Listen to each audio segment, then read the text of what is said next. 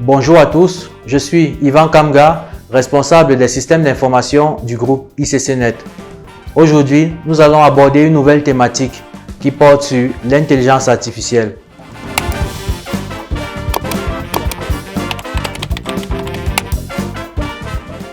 Nous allons commencer par définir qu'est-ce que l'intelligence artificielle. Ensuite, nous allons présenter les types d'intelligence artificielle avant de voir les domaines d'application de l'intelligence artificielle, puis présenter les inconvénients de l'intelligence artificielle. Alors, qu'est-ce que l'intelligence artificielle?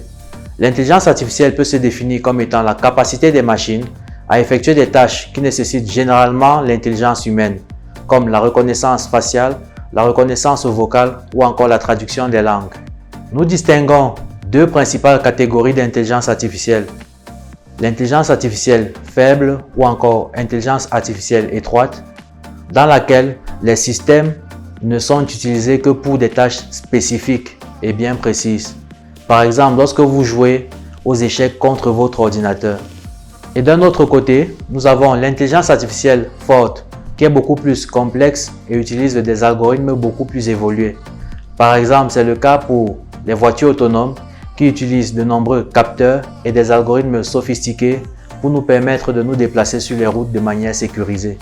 L'intelligence artificielle est utilisée dans de nombreux domaines, comme par exemple la médecine, dans laquelle elle est utilisée pour la prédiction des épidémies, pour la proposition de certains traitements et même pour le suivi des malades. Dans la logistique ou encore le transport, où elle est utilisée pour le suivi des marchandises. Nous avons aussi dans le domaine de l'industrie, où l'intelligence artificielle est utilisée pour automatiser les tâches et suivre les processus. Et nous pouvons aussi prendre le cas du domaine des finances, dans lequel l'intelligence artificielle est utilisée pour prévoir les tendances du marché et gérer les investissements. Les avantages de l'intelligence artificielle dans notre quotidien sont multiples.